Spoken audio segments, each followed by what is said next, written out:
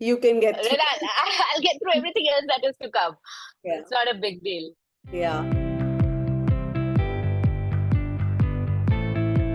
Hello, everyone. Welcome back to another episode of Parenthood. If you are new here, I am Neha Garg, your host, and this is the podcast where we dive deep into the real, unfiltered stories of parents from all walks of life. Today's episode is going to be a special one. I'm joined by a guest who embodies resilience, growth, and a deep commitment to making the world a better place, not just for her children, but for all of us. Our guest today is Arundhati, an entrepreneur, sustainability advocate, and the founder of Studio Beach. But beyond her professional accomplishments, Arundhati is also a mother to her 14-year-old daughter Ekvira and her fur baby Buddy. She's navigated the challenges of parenting through different life stages, and she's here to share her story of learning, evolving, and embracing every part of the journey. Arundhati, thank you so much for joining us today. I'm really excited to have this conversation with you. Likewise. Thank you, Neha, for having me here.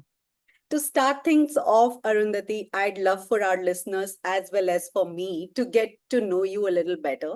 If you had to describe yourself using only three words or phrases that capture the essence of who you are, what would they be and why? Foolishly brave. I think that's the phrase. That's also my Instagram handle. That's right. Um, I think that's the phrase I like to use for myself. I would like to think I have a lot of courage Yeah. because some of my life choices seem to reflect that. Do I always think too much about it? No. And I always say this, whether it was a very foolish thing to do or a brave thing to do is something you only figure out in retrospect.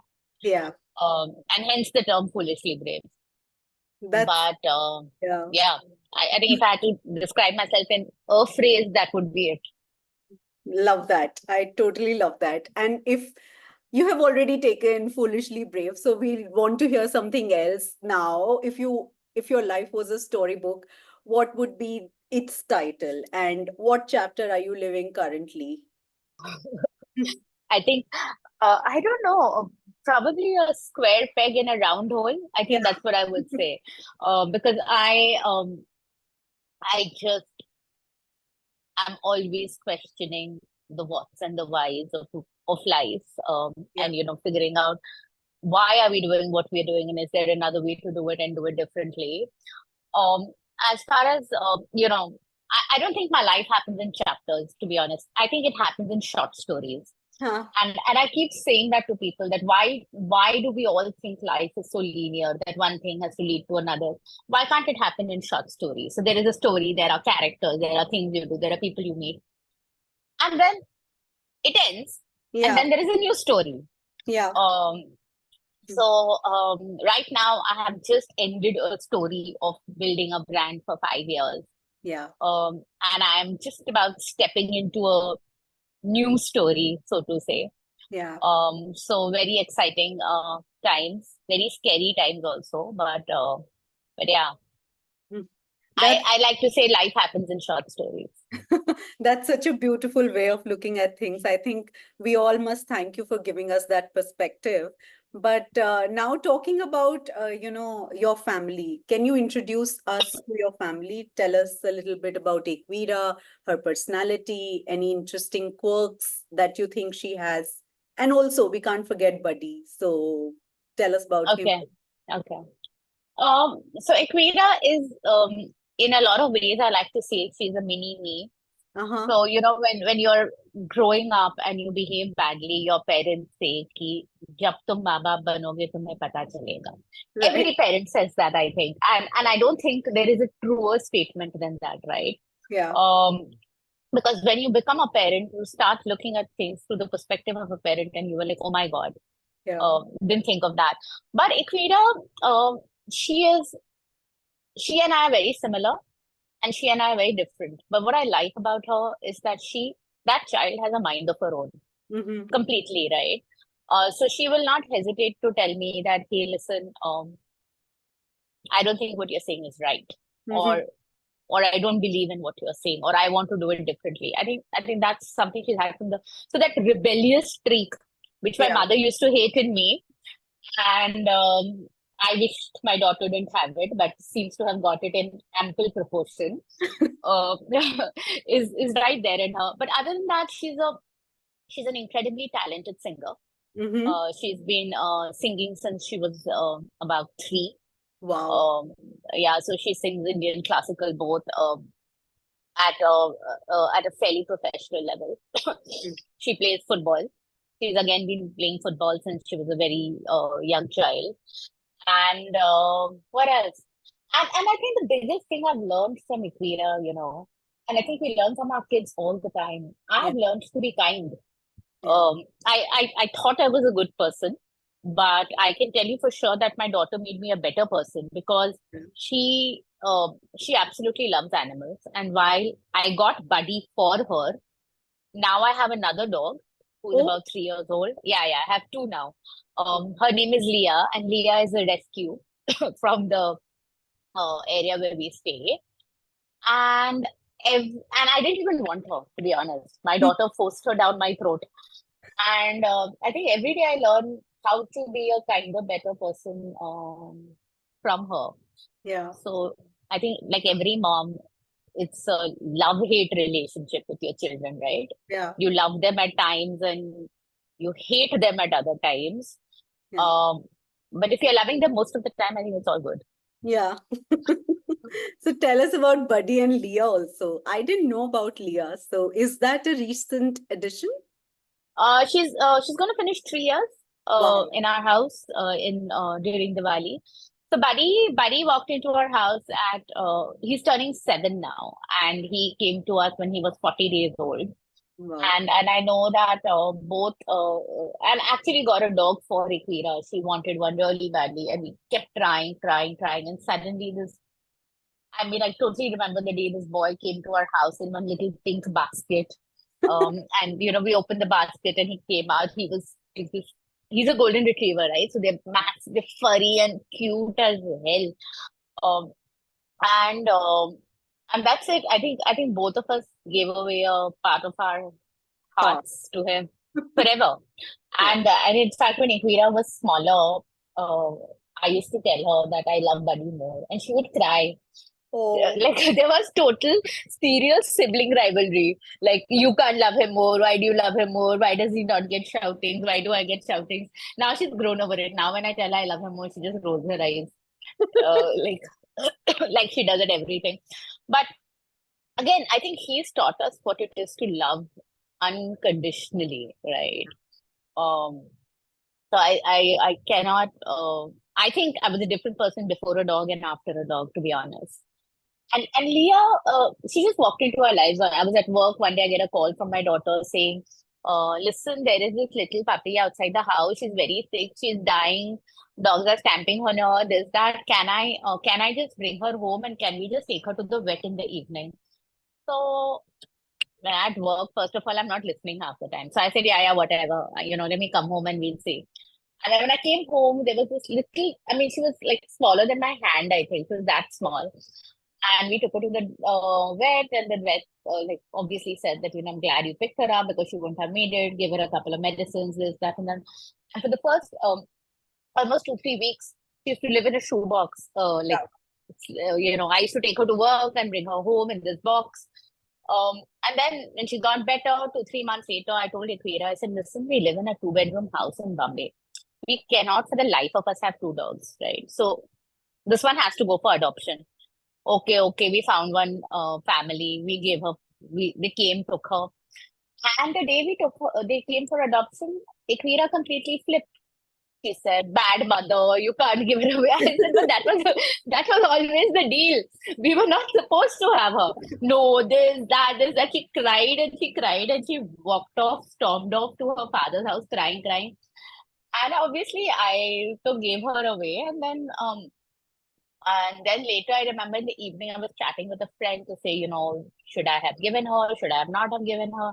He said, "Listen, don't think about it. Now that you've given her, she's gone to a good home. She's okay."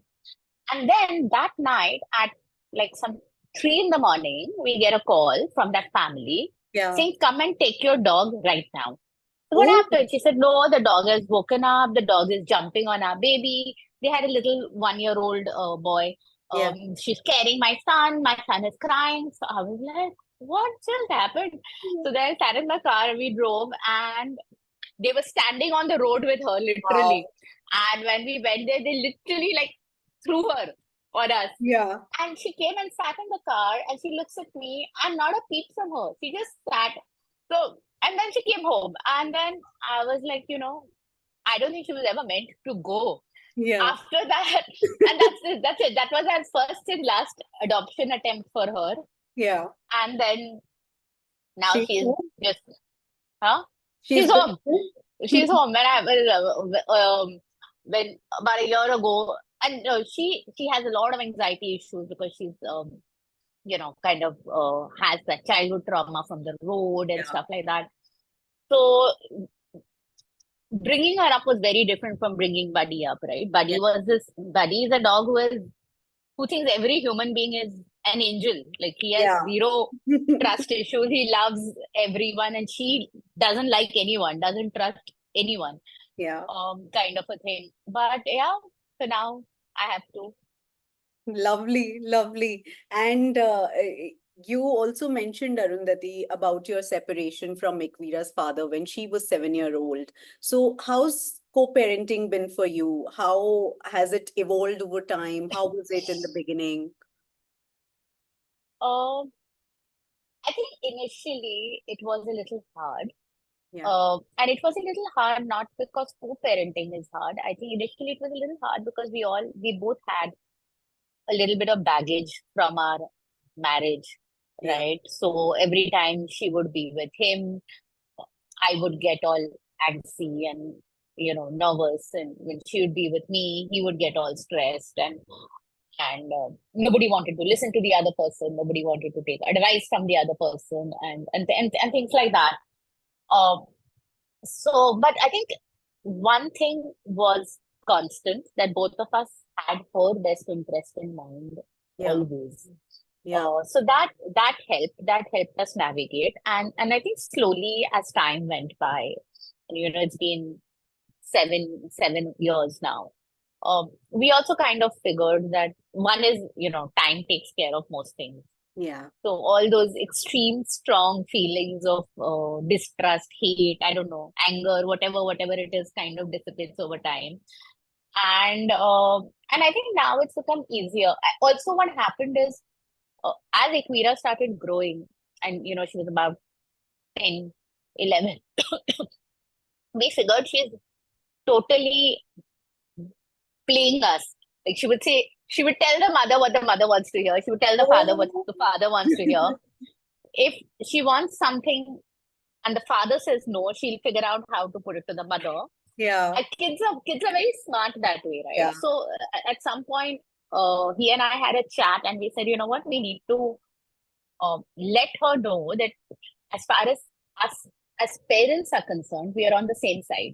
right, You know, yeah, we may agree to disagree over something, but for her, we are a unit, and it yeah, has to be that way. yeah, Uh, so we formed one WhatsApp group, the three of us. That also was like a struggle to start with, but eventually it helped, because now, yeah, because otherwise I would only know the information she would relay to yeah, me. He would only know the information she would relay to him. yeah. So we figured that no, this is not on. Um, so it's gotten easier over time, Yeah, much yeah, easier. sounds so. Yeah, sounds so. I think it's such a mature thing to say when you say that, like you might be two different people at two different points in your life and might not see, say, eye to eye on a lot of personal things. But when it comes to parenting, you are one unit. I think that's such an important thing for a child also to know and to hear. But Arundhati, what about your support system? They say it takes a village to raise a child. So, what is your village been like, and how have you been supported on this journey? I think I have exceptional friends, to be honest. Yeah, I have been blessed with exceptional friends. I can tell you, when I wanted to get divorced, it wasn't easy. yeah, My father was not very, pro the idea. my family was not very pro the idea. So um, they tried everything to ensure that it doesn't happen. But I told them that, whether you like it or not, it's going to happen. So Yeah. I think a tip to also your listeners is that I think you should listen to everyone, but eventually do what you want to do. Yeah. And for a while that it really got, I think, very stressful for me and Ashish, because both our families were you know for it, not for it. All kinds of stuff was going on. But eventually, I had a very, very supportive set of friends, Mm. neighbors, who really like chipped in emotionally, also in every other way. Like, if we would go for holidays, Equira and I would be Equira would be the only child whose father is not there. So let's say there are Right. four families, everybody, mother, father, and over there. So the boys would always make sure that they compensated. She would never be made to feel that, what, you are being marginalized because your father is Yeah. not there. So in fact, they would overcompensate to the Yeah. extent that their kids would get pissed. Yeah. So so I think all of that, and so I actually and then I had help at home. Yeah. I had very good nannies for her all the time. So all of that was really helpful. Also, to say that her father really doesn't live very far; he lives down Mm. the road.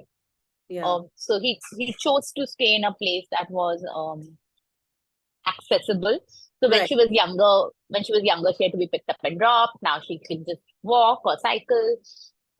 So that was also there. Though like, it's not like tomorrow, if I'm really sick, for example, I had dengue and I just couldn't. I know that she can go to her father, go to school from there, do everything from there, and it's kind Yeah. of taken care of. Right. So that understanding was also always there. Right, right. Yeah, yeah, I think that's very, thoughtful of you to have made that kind of ecosystem for yourself and for your daughter to thrive in that environment. But and also, Arundhati, talking about, many roles that we play in our lives, and you've been navigating a lot of roles, entrepreneur, mom, and also I think an advocate also for sustainability. So I'd love to know more about your sustainability journey. How did that come about? Were you always passionate about this, or something sparked your interest in this whole area? And what led you to create, starting with Studio Beach? What was it? So I think I was always a very not very, but let's say a relatively more conscious person with what's happening. But I had a regular corporate HR job. And in a city like Bombay, when you're like just, I don't know, driving 2 hours to get to work, doing work, coming back, raising children, I have come to understand that people don't not do things because they don't want to, but I just think they have so much going on in life that it's a little hard to, bring this whole other thing called sustainability into your life. It sounds like a lot to do, really. Yeah. Uh, so, uh, about 5 years ago, when I turned 40, we had taken a holiday abroad. Equira, me, a bunch of our friends, and stuff like that. And I remember it was our first holiday to Europe, Uh-huh. and it was very hot. That was one of those years when Europe was in the midst of a massive heat wave. Now, though, it's become normal. Every Normal. year is a heat wave. So, and I remember having this conversation with my friends also at that time that, this whole thing that we talk about climate warming, it's here. Like in India, it's Yeah. very easy to think, we live in a Yeah. country where the weather is bad, it's hot and all, but it's really everywhere. So I came back from that holiday and I started following the whole climate space a lot more actively, so to say. And I wanted to do something in that space. Yeah. Um, but I didn't know what, because I didn't really have any professional grounding, education, anything in that space. So so at that time, my father, he's into leather, he's an exporter. And there was a lot of conversation around me joining his business. He was at that time, I don't know, 73 Yeah. and things like that. So that's when I started exploring alternates to leather. Like, is there a Right. better way to do his business kind of a Yeah. thing? And that's when I discovered all these materials, etc., etc. So I go to my father and say, "Hey, listen, great idea, alternate materials. Let's do this." And all. He's like, "Listen, great idea, but I am not changing my business anytime soon. It's profitable, it makes money, and during my lifetime, leather is not going Yeah. anywhere." So I said, "Okay, fair enough." But by that time, in my head, I'd already switched. I was like, you know Yeah. what, this is what I want to do. And given my clauses, agreements, etc., etc., moving out of Bombay was also not even an option for me. And Right. my dad stays in Kolkata, I stay in Mumbai. So I said, all right, I'll just set it up on my own. So when people ask me, what made you start Beej and what did you think? To be very honest, I didn't think too much. Yeah. I had this research, I had this idea, I knew I wanted to work in this space, and that was it. There was nothing really happening in the space in India at that time that you could even refer to or learn from. Like in 2019, Yeah. um, sustainable bags was not a conversation in India at all. So, yeah, so 2019, I registered the company, I started working on it, and then for the last 5 years, I built Gauge. But what also happened in the course of the last 5 years is as I built the brand, my understanding of the space became so much more Yeah. because suddenly I was, it's almost like, I don't know, some filter has been lifted from your eyes. Yeah. You start looking at the world differently, Right. right? You start looking at consumption differently. You start looking at what's happening. You start looking at people, habits, behaviors, everything. And that's what happens in the last 5 years. I have taken courses, I have studied, I've read extensively, so my entire perspective changed. Yeah. And then by early this year, I was like, you know what, if I really really want to do something in this space, then why am I selling bags even if they are really good bags? Yeah. So I said, all right, maybe this short story needs to end. And Yeah. that's how we decided to close the brand in July this year. Yeah. And I'm just in the process of setting up my own consulting in the space of climate and sustainability. Okay. And do you want to tell us a little more about the new business that you're setting up, the consulting, or do you want to keep it under wraps for now? Uh, well, I can share a little bit about it. I don't have everything kind of chalked out yet, but one of the things I did notice while we were building Beach is that everybody is talking about climate tech. Yeah. There's a massive amount of VC funding going to climate tech. We believe that technology will solve every problem there is in this space, which is possibly not untrue. Technology can solve a lot of problems, but when you start looking at the history of where we are today and why we are where we are, you cannot deny the fact that this is all human created. It Right. is a result of human choices, human actions, human behavior. Climate changes, it's not a new phenomena. It's been Yeah. talked about for the last 100 years, Right. last 35, 40 years, so very actively. Yeah. But nobody has done anything about it. Yeah. So this is to say that if numbers, data, information was enough to change people's behaviors, we should have changed by now. Yeah. Um, so, um, so my personal interest is in looking at climate and sustainability through a very social lens, the lens of human action, human behavior, to say that while technology is here to support us, what can we do uh, as humans? How do we modify behaviors? How do we tell those powerful stories? How do we impact change? To get more people into this, because the truth of the matter also is that a handful of people cannot solve this problem, Right. no matter how hard they work and how hard they try. We really really need many many more people Right. into this space. The consulting is going to look at a couple of things. It's going to look at the whole space of climate storytelling and how do we influence human behaviors.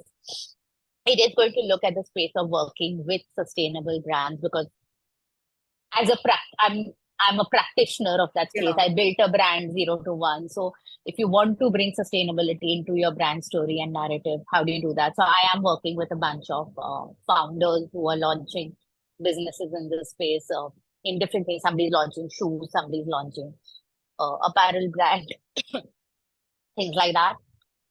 This whole space of CSR. So for me, a particular space of interest also is that whole intersection between climate, craft, um, gender, Mm, because the truth of the matter is women are disproportionately affected by climate across the world. right. So, if there are organizations who are looking to uh, do CSR, or create more impact in this particular space, um, then working with them to figure out their strategies, how do you execute it, how do you create impact on the ground. That's one. And I think the last is around just zero waste events. I Yeah. mean, it just bothers me so much that people apply zero common sense when it comes to events, Yeah. whereas, so yeah. Yeah. And Arundhati, you're talking about this, and I'm very intrigued to know if you could picture a world where you have the power to change one thing about how society views sustainability, or sustainable living. What would you change and why? How do you think this change would impact, the society at large or the environment at large? I mean, why? I think we've created a society where we feel that sustainability is optional, Yeah. and it is a good to do thing, not a have to do thing. And also the fact that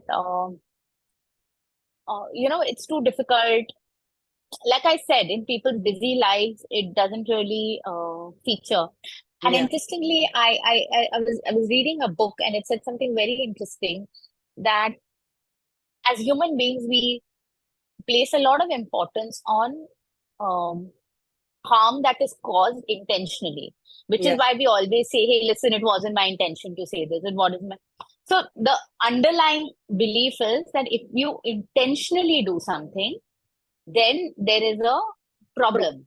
Yeah. But if it just happens, Yeah. It's okay. and it wasn't your intention, it is okay.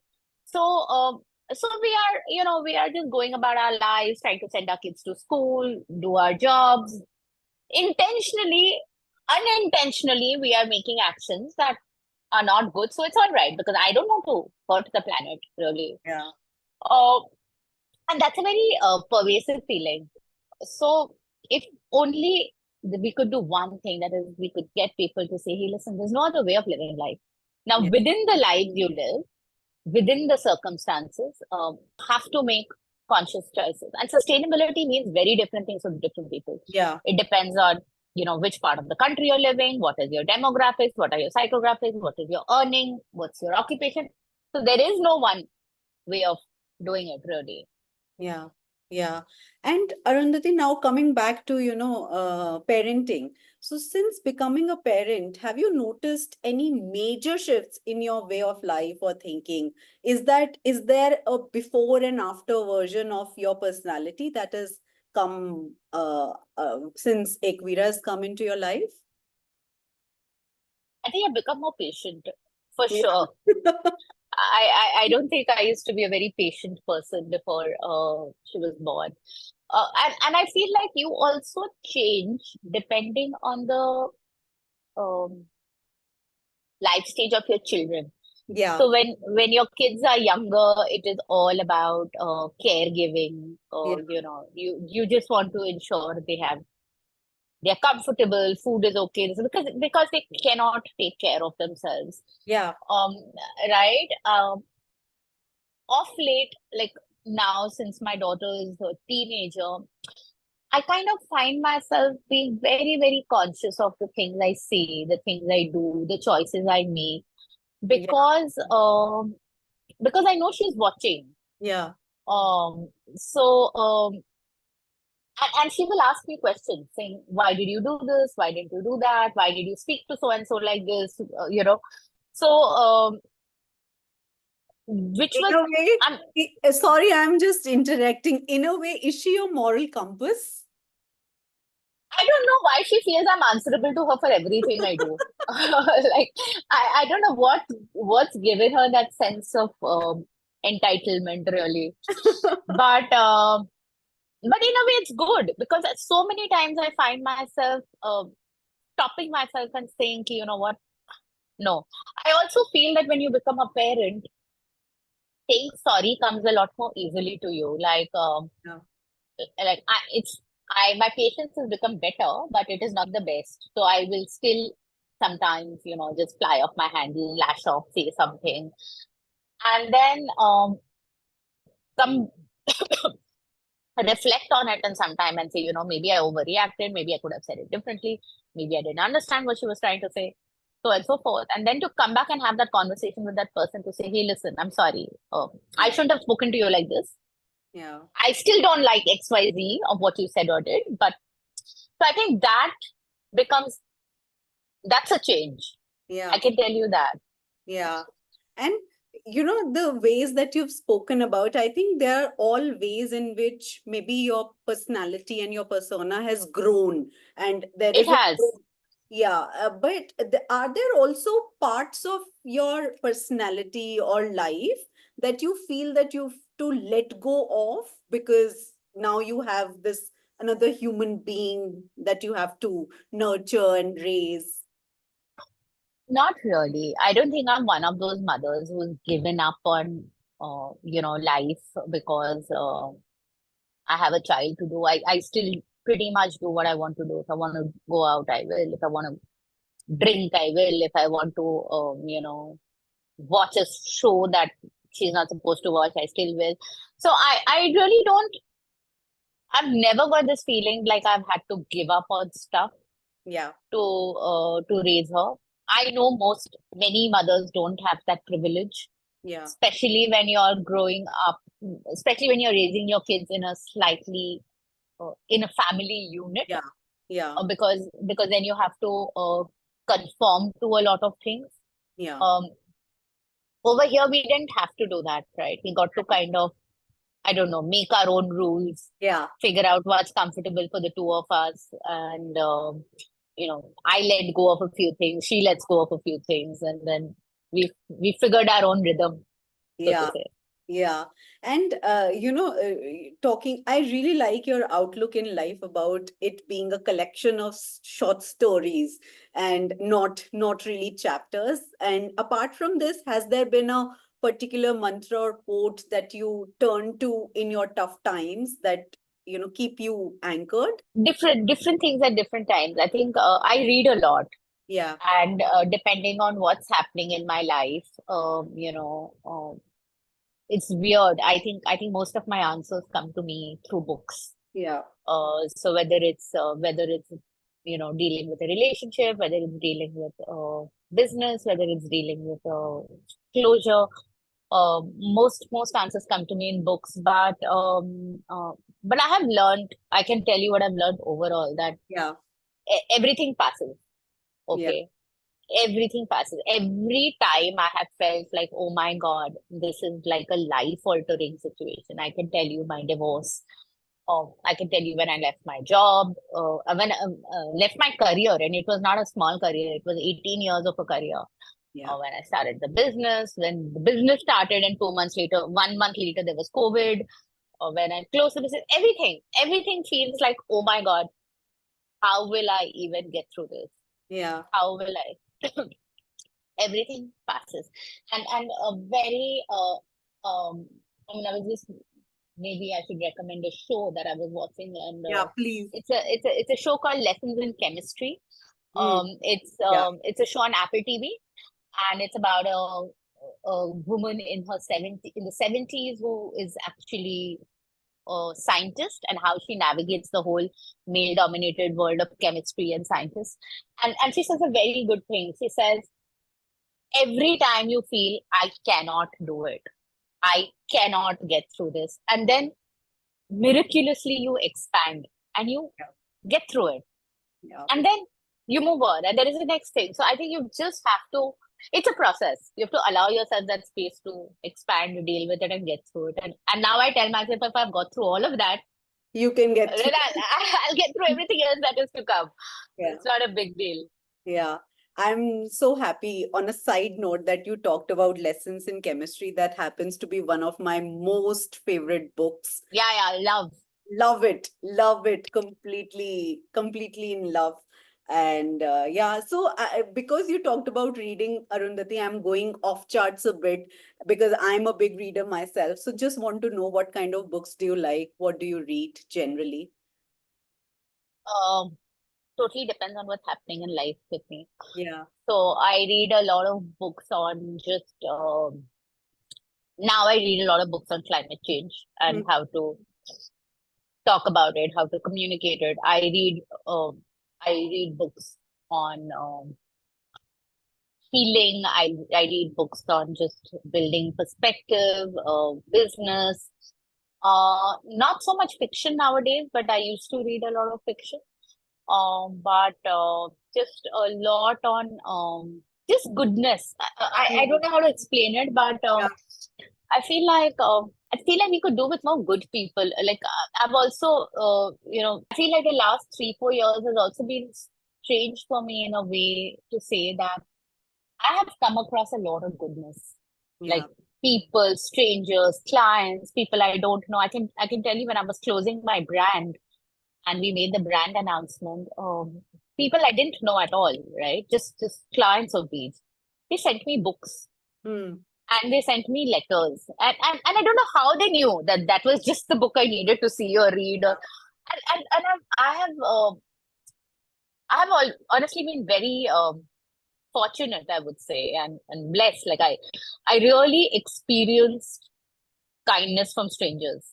Yeah. And I think I used to not notice it so much 5 years ago.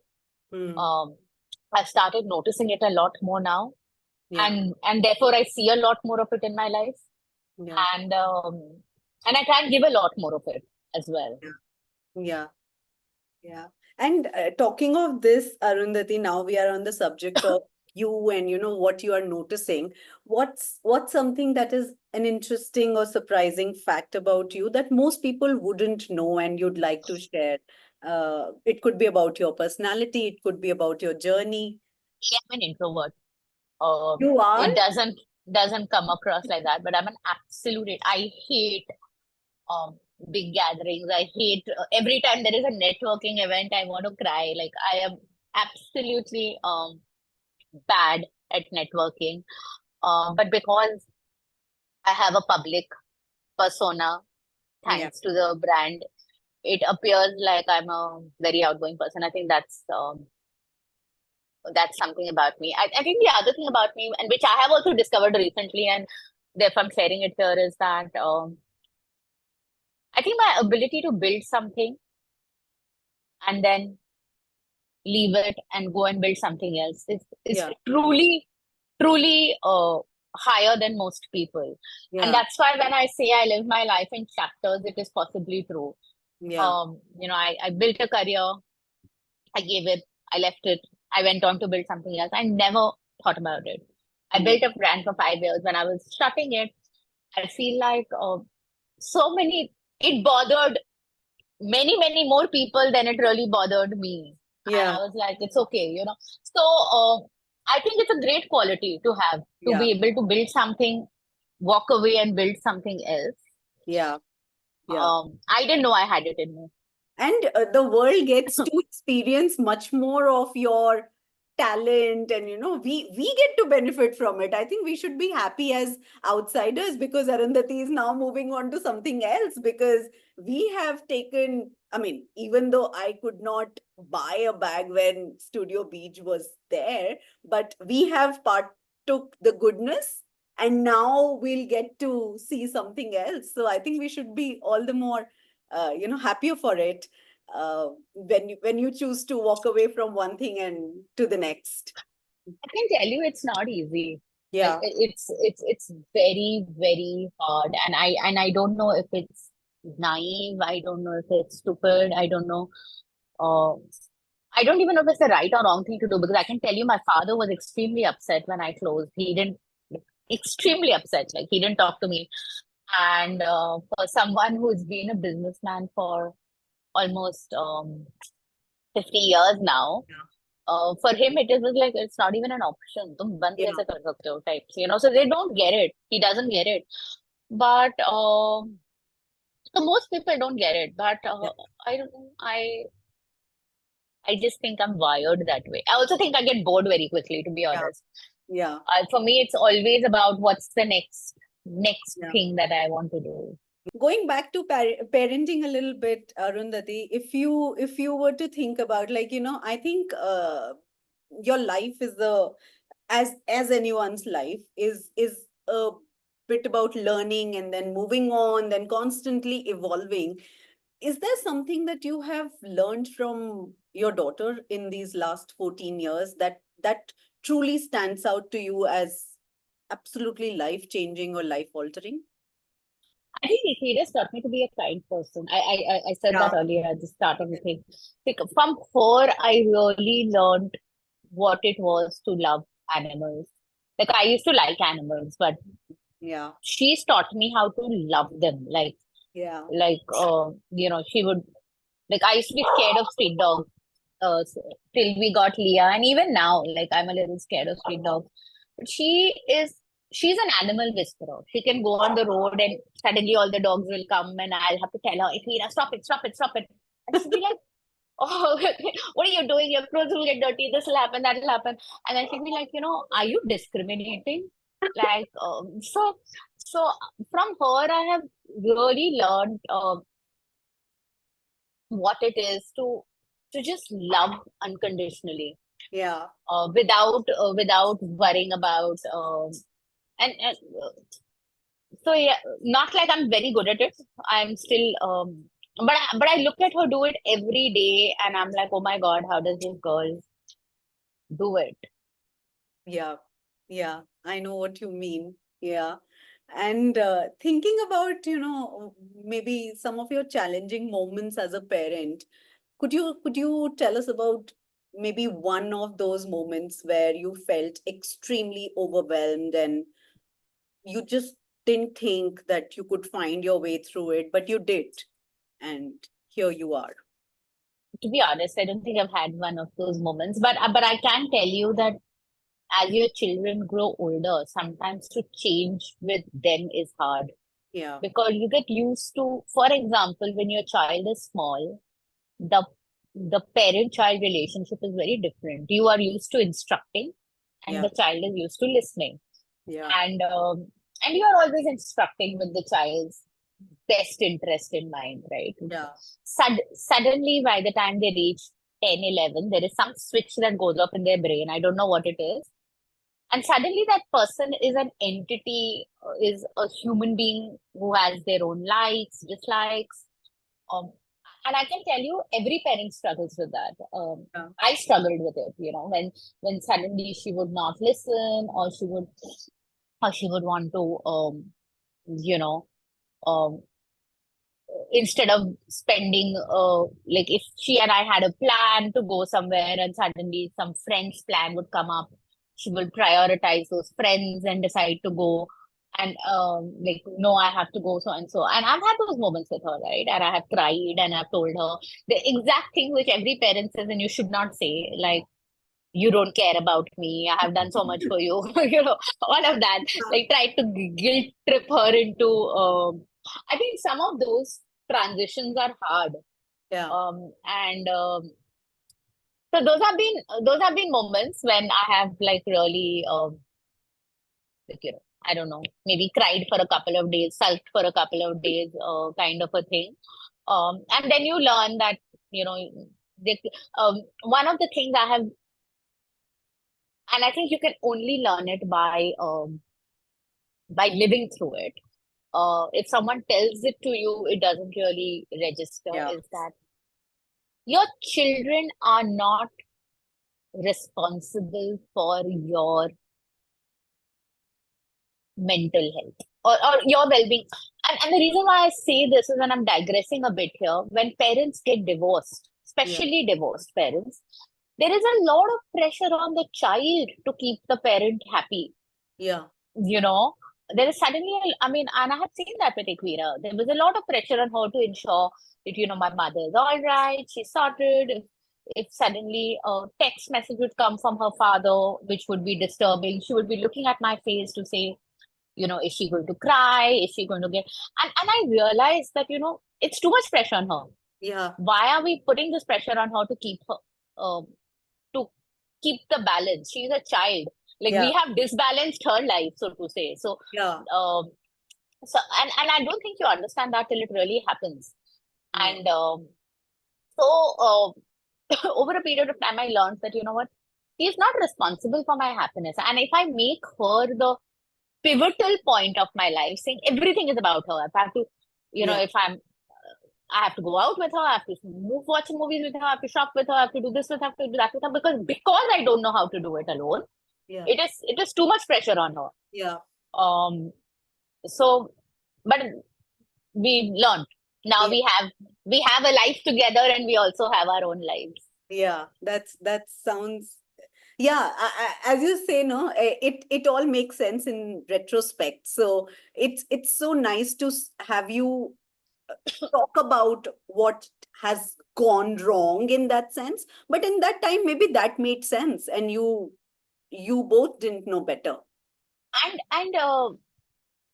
you need it. I mean, as a human being, I am so emotionally vulnerable at that point that I need that support. And if it is my child, then so be it.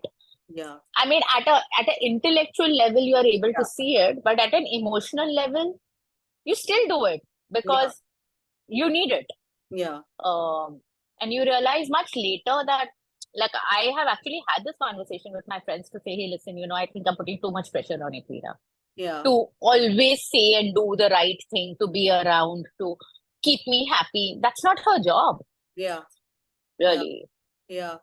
But you said, you've talked to your friends about it. Have you ever talked to her about it, Equira about it? Like how there has been, I mean, to say that maybe, as you said, you talked about how holidays, because she might not be discriminated. I mean, so that she is not discriminated, there is an overcompensation. So is there a conversation about it, about any of it, the difference or the otherness that is there in your life versus a normal family unit, a normal, Actually, yeah, I feel like divorce has become a pretty normal thing, to be honest now.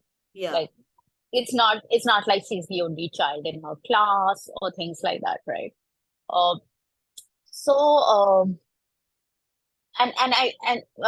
in fact, on the other hand, she would, keep saying, like, sometimes she would say this thing, and I know she's totally manipulating me when she would say something like, I have to manage you and dad. You have no idea how difficult it is. Then I have to tell her that, listen, yeah, hey, calm down. Don't make yourself sound like some victim. yeah, Life is not so hard.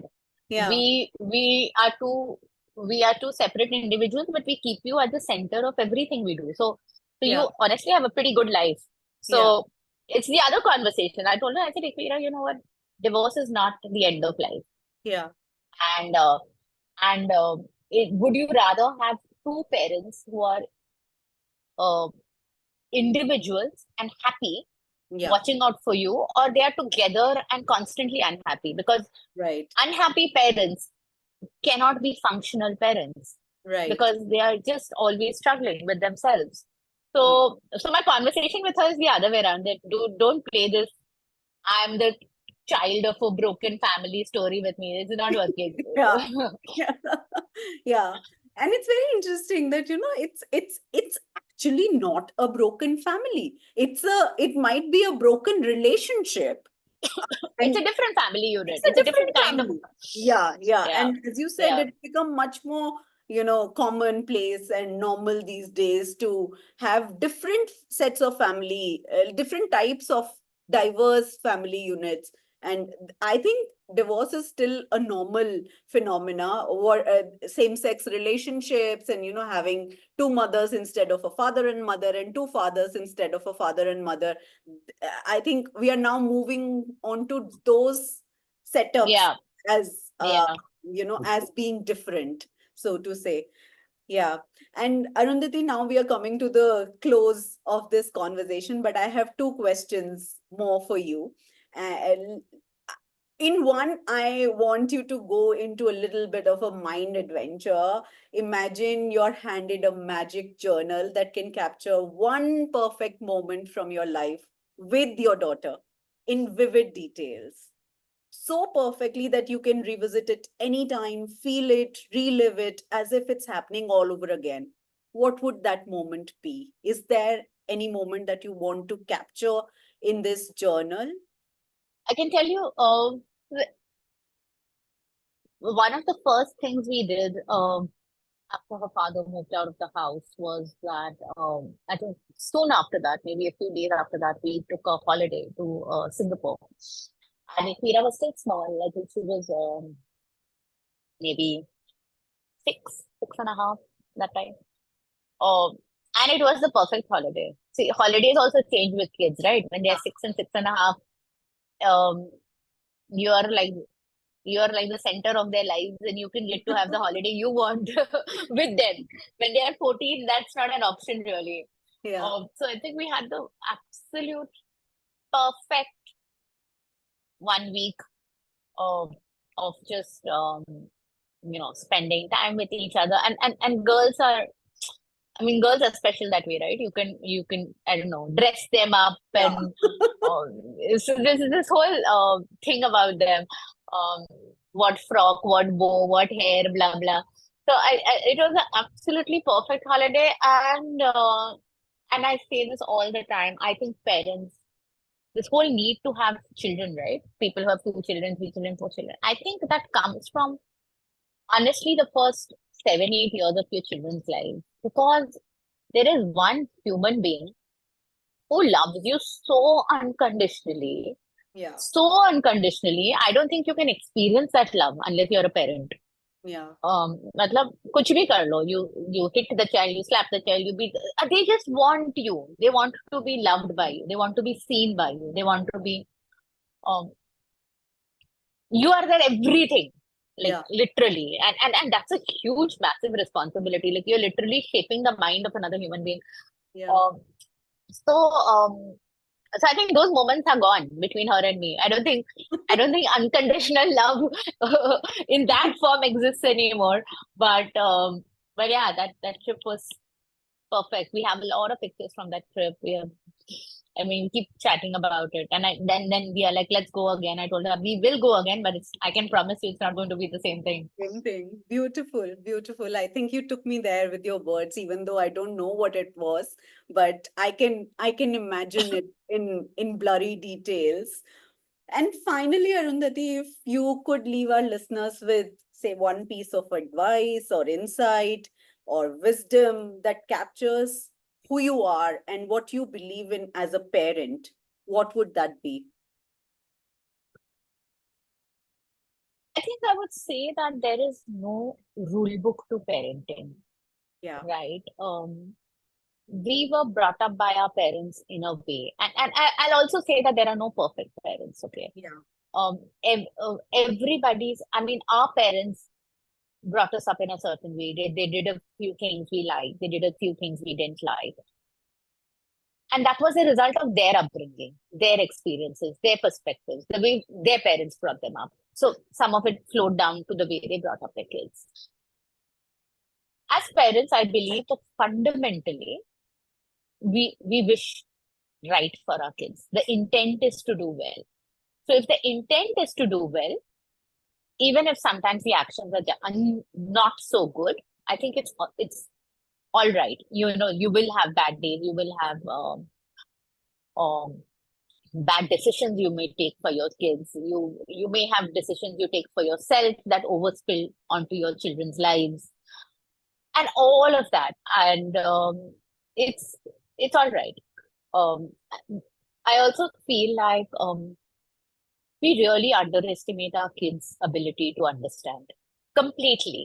I don't know why we have this insane parent thing that we need to protect our children from everything. Because I have found that our kids are so understanding and so mature when you bring them, when you talk to them about what's really happening. So I would say at some point when your kids are of the right age, make them your friends. Yeah. Talk to them because they will give you perspectives and views uh, you don't see coming. Like I can tell you a lot of support um, to do my business came from my daughter. A lot Wow. of support. And when I say support, I mean that I used to be gone 9 to 9. Okay. I used to hardly see her. I used to work Monday to Saturday. But if at any point she would have complained or it would have shown in her studies or her life or her, I would have been forced to rethink as a single mother that, what am I doing? Yeah. But she always stepped up to it and she said, yeah, okay, I know you're busy. I know you're this. I told her for 5 years, I said, we can't take any expensive holidays because we're building. So I think children get it. Yeah. Your children can, if you allow them to get it, Yeah. I think one is that I would say that to every parent. And secondly, I would say just lead with your heart. When it comes to your kids, really, really just lead with your heart. You know what is to be done. Parenting is also, you're constantly learning. You're Yeah. constantly learning how to be a parent. I can promise you when children are born, you don't know what it is to be a parent. Yeah. So learn, there's no harm. Learn along with the child. And, Maya Angelou says something like she has this line which I find amazing, which says, do what you know. And when you know better, do better. So Mm. literally that, Yeah. I would say. Yeah. I think fantastic, amazing. Arundhati, thank you so much for being here today and opening up about your life with such honesty and grace. I think your journey from navigating the ups and downs of single parenthood to championing sustainability is just nothing short of inspiring. And I think the way you've seamlessly woven your values into your professional and personal lives is a powerful reminder of the impact one individual can make. Even though you say that, ek se kya hoga types, but I think one can also do a lot of things, and change starts with one, not just in our own household, but in the world at large. And you've shown us that parenting is not just about raising our children, but also about continuously evolving ourselves. I'm sure our listeners are walking away with so much valuable insights, whether it's about finding balance, building resilience, or simply embracing the messiness of life with gratitude and grace. Thank you so much for sharing your story with us. Thank you. Those are very kind words. It didn't Oh, seem like I deserve them all, but thank you. no, I mean, yeah, you deserve them all and more. And thank you for being here. And to our listeners, thank you for tuning into this episode of Parenthood. If Arundhati's story resonated with you, take a moment to reflect on your own journey. What are the values you're living by? What are the small steps you're taking to align your life with your beliefs? Parenting isn't about perfection, it is about persistence, passion, and the pursuit of joy, even in the little moments. If you found something in today's conversation that moved you, please share this episode with a friend or fellow parent who could use some encouragement. And remember to subscribe to Parenthood to stay connected to our growing community. Your reviews and feedback are incredibly valuable. They help us shape the show and keep the conversations flowing. And lastly, let's keep this community vibrant and supportive. Until next time, keep embracing the chaos, cherish the small victories, and always remember you're doing an incredible job. Until next time, this is Neha Garg signing off. Take care and stay well.